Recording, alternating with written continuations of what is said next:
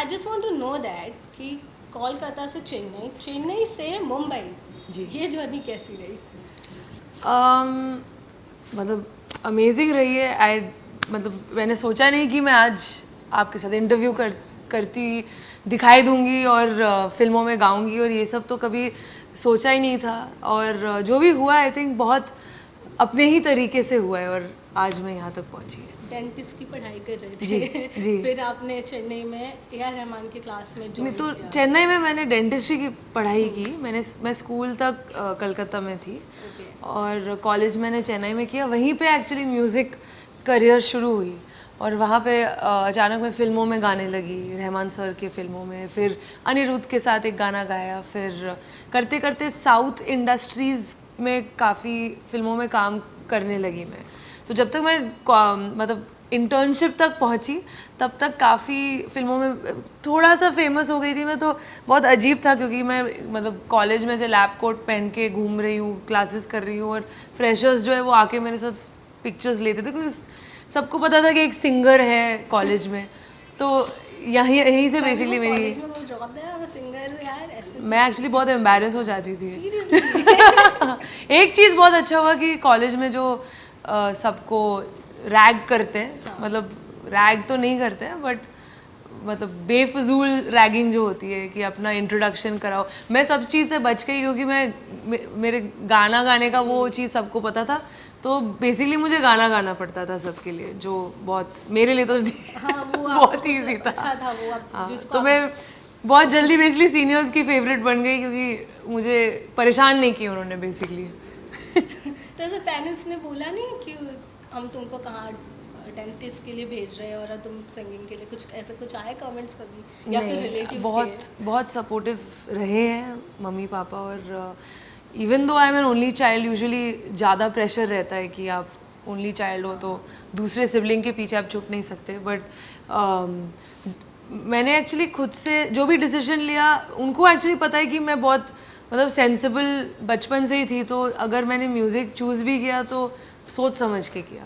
तो कभी ने भी कभी कुछ नहीं बोला? लाइक हमारे यहाँ पे तो पहले मैं वही आता आधी है। बंगाली हूँ, सब बहुत खुश है कि मैं सिंगर हूँ। बंगालियों में सिंगर का खून ही रहता है हाँ। बचपन से। तो आर्ट्स, डांस, म्यूज़िक, ये चीज़ें मतलब बंगाल में बहुत सेलिब्रेटेड हैं। तो कभी कोई मतलब कोई अपसेट नहीं होगा अगर फैमिली में कोई सिंगर हो। ये अच्छी बात है, मतलब फैमिली सपोर्टिव थी आपकी और आप यहाँ तक पहुँच गए हो। जी। और मतलब मैं ये जानना चाहती हूँ कि आपका पहला प्यार म्यूज़िक था या फिर कुछ और? पहला प्यार एक्चुअली डांस था। सबसे पहले मैंने ओडिसी सीखना शुरू किया, बहुत छोटी थी मैं तब। और उसके 1 या 2 साल बाद मैंने हिंदुस्तानी सीखा, सीखना चालू किया। और जब मैं डांस सीख रही थी तो एक्चुअली म्यूज़िक से ही प्यार था, बट वो डांस के माध्यम से हुआ। क्योंकि वो जब मैं डांस सीखती थी तो बोलियां हैं, जो श्लोक होते हैं, और जो मेलोडीज़ भी होते हैं, मैं वो गा गा के डांस करती थी जब बहुत छोटी थी। तो मतलब म्यूज़िक का ही प्यार था, बट वो आया एक दूसरे रूप में। वो जर्नी आपकी वहीं थी, डेस्टिनेशन वहीं था, तो वहीं मिलेगा आपको। I just want to know that कि जब आपने ये करियर स्टार्ट किया तो आपको याद है आपका फर्स्ट स्टेज परफॉर्मेंस कौन सा था? बिकॉज वो मेमोरेबल होता है सबके लिए। जो मुझे याद है वो है कि जैसे मैंने कहा कि मैं कलकत्ता में बड़ी हुई हूँ, और वहाँ पे दुर्गा पूजा सबसे बड़ा फेस्टिवल है। और हर इलाके में पंडाल बनते हैं, कल्चरल प्रोग्राम्स होते हैं। तो मैं शायद 5-6 साल की थी या 4-5 साल की थी, जब मैंने मतलब स्टेज पे जाके कुछ तो एक गाना गाया। मुझे वेगली याद है कि मैं चढ़ के कुछ एक फिल्म टाइप का गाना ही गाया होगा मैंने। तो एक्चुअली दैट्स द स्टोरी। वो मुझे परफॉर्मेंस मोर और लेस याद है, और वो भी स्टोरी है of my starting to learn music. क्योंकि पहले मेरी मम्मी ने जाके हमारे म्यूज़िक टीचर को बताया कि she wants to learn music, and can she enroll with you. तो उन्होंने बोला कि वो बहुत छोटी है, अभी वो थोड़ा मच्योर होने दो गाना सीखने के लिए। फिर उसी टाइम दुर्गा पूजा के टाइम में मैंने कुछ तो परफॉर्मेंस किया, गाना गाया स्टेज पे। और उसके बाद शॉपना आंटी, मतलब वो मैं उनको शॉपना आंटी बुलाती हूँ कि बचपन से वही बुला रही हूँ। और उन्होंने मम्मी को जाके बोला कि नहीं actually she is in tune, she has a sense of music, तो भेज सकते हो। तो वैसे ही शुरू हुआ मतलब बेसिकली। बचपन से ही वो आ गया, फिर आपने सीख लिया सिंगिंग भी, और आज के टाइम पे आपको मतलब मैंने ऐसा सुना है कि आपको लेडी गागा से कंपेयर किया जाता है। यस, ये किसने बोला है? ये एक मैंने कमेंट्स में पढ़ा था, बिकॉज जब आप स्टेज ये पहली बार मैं सुन रही हूँ। नहीं, एक कमेंट्स पढ़ा था, उस पे था, और जब भी आप स्टेज पे जाती हो तो आप हमेशा फायर रहते हो, तो उस पे क्या कहना चाहोगे? मैं क्या कहूँ, आप बोलिए कैसे लगता है मेरा परफॉर्मेंस? मुझे तो बहुत अच्छा लगा, बट आपकी ऑडियंस आपको उनसे कंपेयर कर रही है। वो आई मीन कंपैरिजन, मैं खुद एक्चुअली किसी को किसी के साथ कंपेयर नहीं करती, क्योंकि मुझे लगता है सबका आइडेंटिटी बहुत इंडिविजुअल होता है। Although that is a compliment, but I think सबका अपना पहचान होता है।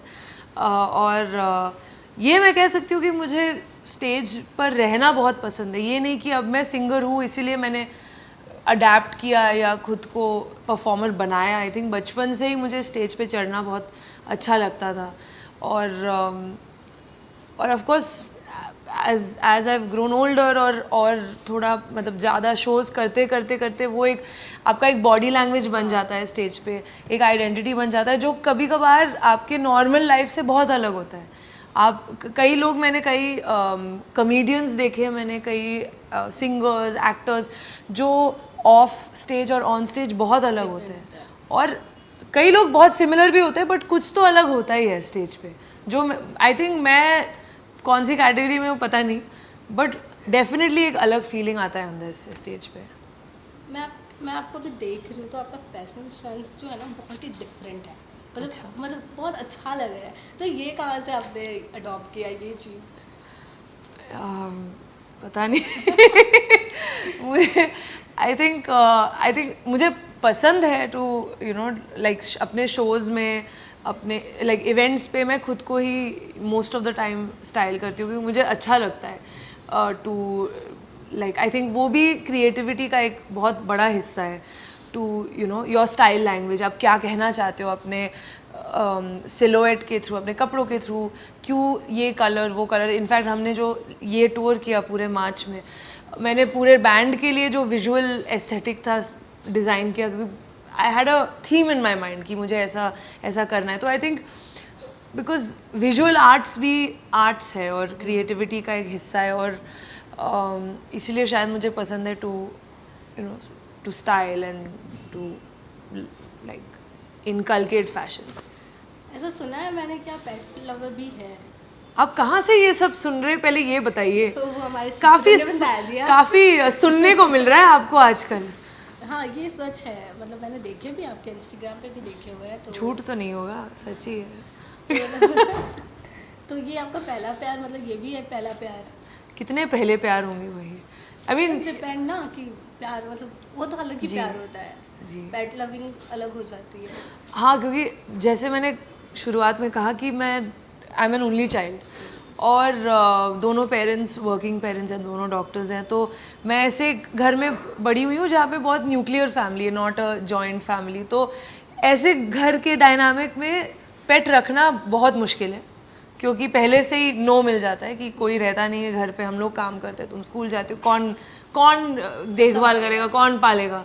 तो जब भी मैं, और मुझे बचपन से एनिमल्स पसंद है, ऑल एनिमल्स, तो जब भी मैं पूछूं can I get a dog, मैं मम्मी बोलती थी पहले खुद को पालना सीखो, फिर किसी और को पालना सीखो। तो ये डायलॉग मुझे बचपन से मिला है। और जब मैं लाइक बॉम्बे शिफ्ट हुई और खुद से रहने लगी, तो फिर भी मुझे इतना प्यार है कि इतना ज़्यादा प्यार है कि मुझे घर के अंदर नहीं रखना है कुत्ता या जो भी बिल्ली, क्योंकि मुझे ऐसा लगता है कि उनको फ्री रहना चाहिए। तो मेरे लाइफ में भी जो भी एनिमल्स आए काफ़ी मतलब they have come through some rescue, या मतलब उनको अबैंडन किया गया है, उनकी मम्मी नहीं मिली, ऐसे करते करते जो भी जिनको भी मैंने पाला है इस बैकग्राउंड से पाला है, क्योंकि मुझे लगता है कि उनको घर में नहीं रहना चाहिए, फ्री रहना चाहिए। ये बहुत अच्छी बात बोली, क्योंकि बहुत सारे लोग हैं ना वो रख लेते हैं पर उन्हें संभालने नहीं आता जी, और फिर वो बाहर के तो अलग ही ट्रीट करेंगे, घर में भले उनके रहेंगे जी। तो ये आपने बहुत अच्छी बात बोली है पेट्स के लिए, क्योंकि बहुत ज़रूरी भी है। बिल्कुल। मेरे घर में मैंने मेरे पापा से कहा कि मुझे पेट रखना है, तो बोलते हैं तू है बस वही मुझे वही मिलता था कि तुम लड़का भी हो, लड़की भी हो, कुत्ता भी हो, बिल्ली भी हो, सब हो तुम हमारे लिए, काफ़ी हो। मतलब ये सच में ये पेरेंट्स का अलग ही हो जाता है, वो हम नहीं कंपेयर कर देते उस चीज़ से। अपार्ट फ्रॉम दिस, बादशाह के साथ आपके एल्बम्स आ रहे हैं, जी। तो उस पर क्या कहना चाहेंगे? क्या है, क्या इस बार यूनिक होगा? जुगनू ने तो दिल जीत लिया है। जी। क्या होगा, क्या गाना तो निकल गया। अभी एक था राजा, उन्होंने एक एल्बम लॉन्च किया, ड्रॉप किया, उसमें मैंने गाना गाया विद बादशाह एंड डिवाइन, जो मेरे लिए एक एक्साइटिंग चीज़ था, क्योंकि डिवाइन के साथ बहुत दिन से मुझे काम करने का मन था। और गाना भी आई थिंक पूरे एल्बम में काफ़ी, दिस पर्टिकुलर सॉन्ग वो सजना, काफ़ी प्यार मिल रहा है इस गाने को। और बहुत वही चाहिए ना एक आर्टिस्ट को, कि आप हमारे गाने सुनो और अपनाओ और सबके साथ शेयर करो और सुनते रहो। One of my favourite song राबता, जी। ये आपको कैसे मिला? इसकी अपॉर्चुनिटी मतलब कहाँ से, कैसे? ये मुझे भी नहीं पता इसका मतलब कैसे हुआ वो नहीं पता, बट हो तो गया वो बेसिकली मैं इनफैक्ट उस टाइम बॉम्बे में रहती भी नहीं थी, अप डाउन कर रही थी, क्योंकि मेरे सारे दोस्त धीरे धीरे शिफ्ट हो रहे थे चेन्नई से बॉम्बे। और मैं आती जाती थी, और फिर प्रीतम दा के स्टूडियो में कुछ मतलब किसी ने मेरी कुछ तो डेमो या कोई AR सर के साथ गाना सुनाया होगा, तो मुझे स्क्रैचेस के लिए बुलाने लगे। इनफैक्ट मैंने काफ़ी फेमस गानों के स्क्रैचेस भी गाए हैं, जैसे आई थिंक कौन सा गाना, ब्रेकअप सॉन्ग का स्क्रैच गाया मैंने। और ये क्या, अमित का कौन सा गाना है, अरे यार, सैया मेरे ब्यूटीफुल सैया, मतलब नहीं है, ये कौन सा गाना है, ये भी मैंने स्क्रैच गाया है इस गाने का।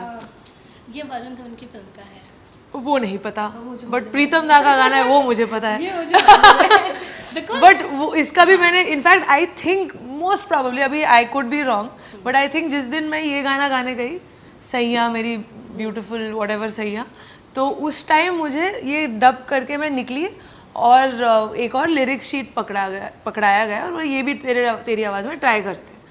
और मैं पढ़ रही हूँ, मैं देख रही हूँ कुछ तो है तुझसे राब्ता, तो एग्जिस्टिंग गाना है, तो उन्होंने बोला कि कुछ तो एक फिल्म है मनमा इमोशन जागे रे। अरे आई डिडंट अंडरस्टैंड फ्रॉम, मैं लिपसिंग देख रही थी हाँ, तो फिर मैं फिर से घुसी मैं स्टूडियो में, उसी दिन था शायद मोस्टली, उस जब मैंने ये गाना डब किया, वो मेरी आवाज़ में निकली नहीं, वो तो दूसरी कहानी है। बट फिर मैं गई स्टूडियो पर, और मैं गा रही हूँ, और वर्स तो मतलब अलग था, एंट्री अलग थी और ये सब। तो फिर राब्ता के काफ़ी ड्राफ्ट्स हुए, और हर बार मुझे बुलाते रहे, और हर बार मुझे ऐसा लगा कि मैं मतलब ज़ीरो, माँ कसम ज़ीरो एक्सपेक्टेशन के साथ मैंने वो गाना गाया, कि मैं सोच भी नहीं सकती थी कि मुझे रखते, क्योंकि मेरे दिमाग में ऐसे मैथ्स चल रहा था कि इतना बड़ा गाना, फिर उन्होंने बताया कि शायद Deepika will be the face of the song, तो इतना सब सुन के मुझे लगा कि यार फिर तो कोई बड़े सिंगर को जो बहुत इस्टेब्लिश्ड है उनसे गवाएंगे। और मैंने तो कुछ हिंदी में गाया ही नहीं तब तक, मतलब कोई रिलीज्ड गाना था ही नहीं मेरे साथ। तो फिर करते करते करते मैं कैलकाटा चली गई, फिर प्रीतम दा से कॉल आया, और वो बोले कि तू कहाँ है, तो मैंने बोला मैं कैलकाटा में हूँ, तो बोले कि हम लोग फ़्लाइट बुक कर रहे हैं, तुम उधर आ जाओ, फिर रहो जब तक ये गाना निकले। फिर 3-4 दिन मैं थी बॉम्बे में, और वो लोग चेंज करते रहे, बिकॉज उनके लिए भी एक बहुत बड़ा प्रेशर था कि एक बहुत बड़ा गाना है, टाइटल ट्रैक है फिल्म का, ये वो, तो लिरिक्स चेंज, ट्यून चेंज करते करते करते करते अचानक निकल गया मेरी आवाज़ में। फिर मैं ऐसे लिटरली एक दोस्त के घर में बैठ के गाना सुनते, मतलब मुझे I could not believe it कि ये गाना मेरी आवाज़ में निकल गया। और फ्रेंड्स, मेरे स्कूल के फ्रेंड्स मैसेज कर रहे हैं कि is that really you, I can't believe it, this that ये सब चल रहा है, और मैं मतलब आउट ऑफ बॉडी एक्सपीरियंस चल रहा है। और फिर मैं दोस्त घर में बैठे बैठे सोच रही हूँ, I guess I should shift to Bombay. So that's the story of Rabta and story of shifting to Bombay. That's so amazing. मतलब कहाँ आपने सोचा भी नहीं था, जहाँ आप सोच रहे नहीं मिलेगा बट मिल गया वो वो अच्छी बात थी। आपने अभी एक मेंशन किया कि मतलब कभी कभी होता है, मतलब मैंने ये सुना भी है कुछ सिंगर्स का कि उनसे गाना गवा तो लेते हैं पर जब वो रिलीज होता है तो वो किसी और की आवाज़ होती है, तो आपने कितने बार फेस ये फिल्मों में बहुत होता है। शुरुआत में मुझे अजीब लगता था टू बी ऑनेस्ट, फिर मुझे समझ में आया कि see at the end of the day a film is not yours. मतलब एक स्क्रिप्ट है, कैरेक्टर्स हैं, स्टोरी लाइन है, तो ये चीज़ दिल पे नहीं लेना चाहिए बिकॉज हर बार आप कोई गाता है तो usually it's like an audition, right? जैसे एक्टर्स ऑडिशन करते हैं, स्क्रीन टेस्ट करते हैं, so it's kind of the same thing.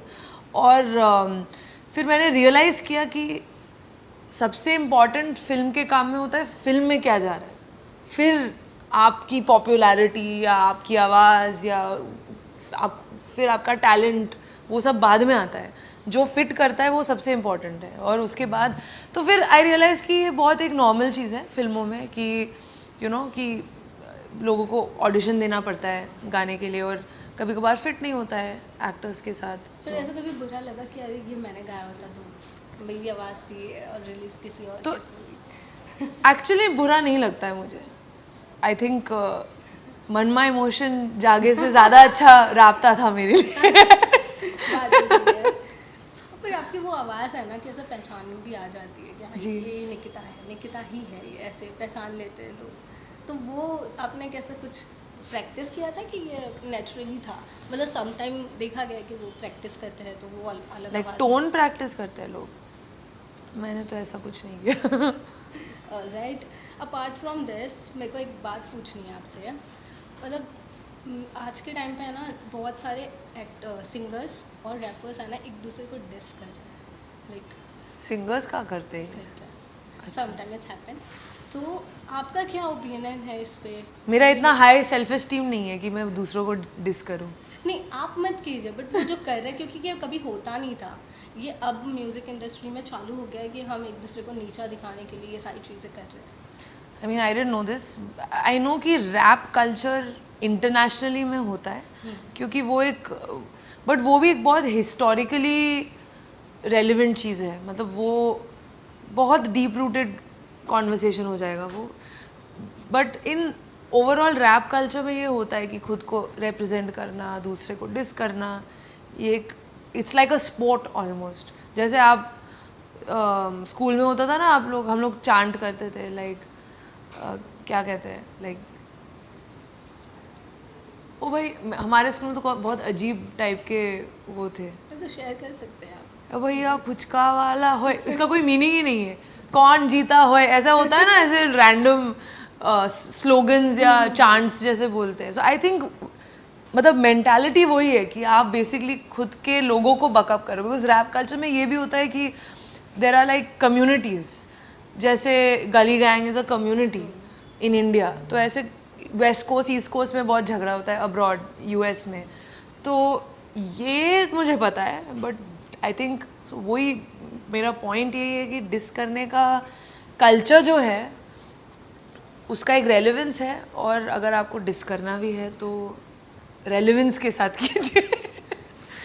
But मैं नहीं कर सकती वो। नहीं अच्छी बात है, नहीं करना चाहिए, क्यों किसी को डिस करना है। अपार्ट फ्रॉम दिस आपने भी पुचका का नाम लिया, यू आर अ फूडी, ये मैंने सुना। तो तो दिख खुद नहीं को ऐसा मेंटेन कैसे किया आपने? कहाँ, ये तो है ना सब। कहाँ है? मतलब क्या ऐसे, मतलब ऐसा फेवरेट फूड आपका मुंबई, कोलकाता या चेन्नई का कुछ ऐसा है? मुझे ऑनेस्टली मैं बहुत इजी टू प्लीज़ हूँ खाने के मामले में, क्योंकि मुझे बहुत सिंपल खाना भी बहुत अच्छा लगता है। एक्चुअली बहुत सिंपल खाना ही बहुत अच्छा लगता है मुझे, और मुझे दाल चावल दे दो मैं खुश हो जाऊँगी, मैं वैसी हूँ। तो हर तरीके का खाना मुझे बहुत पसंद है ऑनेस्टली। कोई आई मीन ऑफ कोर्स मैं कलकत्ता में बड़ी हुई हूँ तो बंगाली खाना पसंद तो है ही, और मेरे रिलेटिव्स भी मुझे ऐसे ही टीज़ करते हैं कि इसको तो दाल चावल दे दो वही खा लेगी, उसका कोई टेंशन ही नहीं है। बस खाना बनाने आता है? बिल्कुल आता है, दाल चावल तो बनाना आता है। नहीं मैंने बहुत, अभी लॉकडाउन में सब शेफ़ बन गए थे ना, तो मैं भी बन गई थी थोड़ी बहुत। ऐसा डिश जो आपका फेवरेट है, जिसकी रेसिपी आपने खुद बनाई हो, ऐसा कुछ है? खुद के इन्वेंटेड डिश है एक्चुअली मेरे पास। बताओ। कैसे बताऊँ मैं? अरे बताओ, हम कभी ट्राई करेंगे। ऐसे इंटरव्यू आपको ऐसे इतना जल्दी से बता देंगे क्या इन्वेंशंस?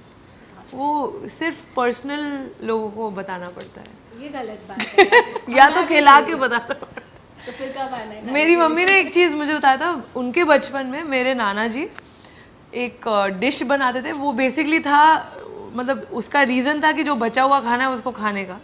तो वो क्या करते थे, वो सब्ज़ी दाल चावल सब मिक्स करके उसमें चुड़मुड़ वुड़मुड़ डाल के बोलते थे ये ओला ओला है।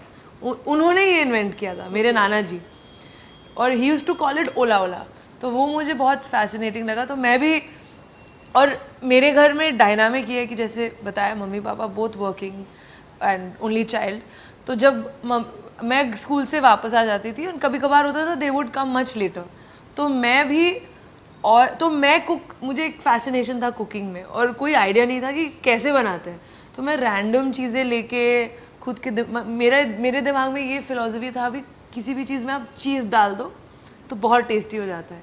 तो मैं चावल में चीज़ डाल के, सब्ज़ी डाल के, जो मिलेगा मतलब खुद के टेस्ट के हिसाब से डाल के बनाती थी। नहीं मतलब सोच समझ के, बट लॉजिक ये था कि चीज़ डालने से बहुत बेक्ड डिश, एक कुछ रिजॉर्टो टाइप का, मेरे मुंह में पानी आ रहा है बोलते बट ये मेरे छोटे छोटे इन्वेंशन हैं। अगर मुंबई की कोई डिश जो आपकी फेवरेट है, ऐसा कोई लोकेशन है जहाँ पे आप जाते हो और जैसा मूड हो गया मुझे यही खाना है, तो ऐसे जाते हो आप रेंडमली? सोच रही हूँ, like I have to name restaurants और डिशेस। जैसे स्ट्रीट फूड हो गया, रेस्टोरेंट हो, कुछ भी, जैसे आप जहाँ पे भी अवेलेबल है, एक मन हो गया मुझे आज यही खाना है।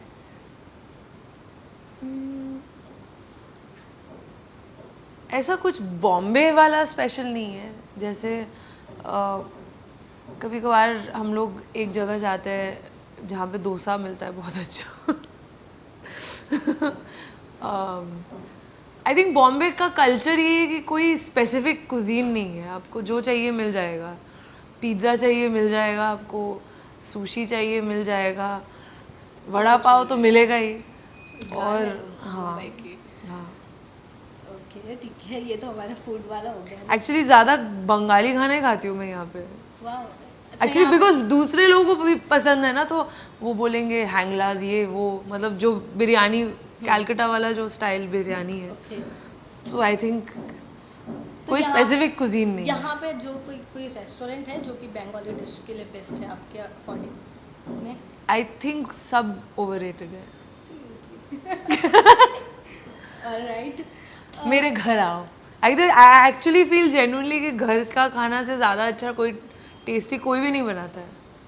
वो तो बात सही है, मतलब घर का खाना होता है, कितना भी ट्राई कर लो बाहर तो हम लोग क्या करते हैं, हमारे घर में एक बहुत अच्छा कुक है और उनको हम यूट्यूब, और वो बहुत मॉडर्न भी है, तो वो बोलता है मुझे यूट्यूब लिंक भेजो मैं बना दूंगा। तो हम लोग यही करते हैं। ये सही है। ओके निकिता, मैं आपसे जानना चाहूँगी कि ऑलमोस्ट आपने जब से करियर स्टार्ट किया है तो सक्सेसफुल हमेशा रहे हो, कभी डाउनफॉल देखा? मतलब I don't know what is downfall really, क्योंकि सिंगर के जर्नी में बहुत इनकन्सिस्टेंसी तो रहता ही है।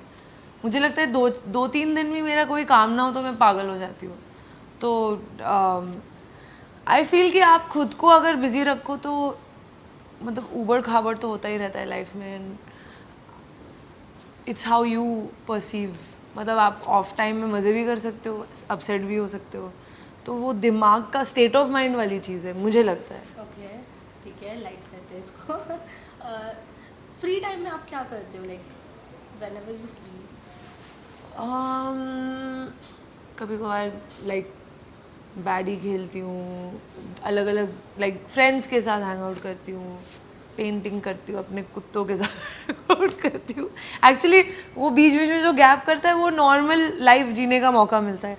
तो कभी डिपेंड्स, कभी कभार कुछ करने का मन नहीं करता है तो, बट हमारे लाइफ इकोसिस्टम में ऐसा ही है कि सारे दोस्त पहुँच ही जाते हैं घर, अगर आपने बुलाया या ना बुलाया।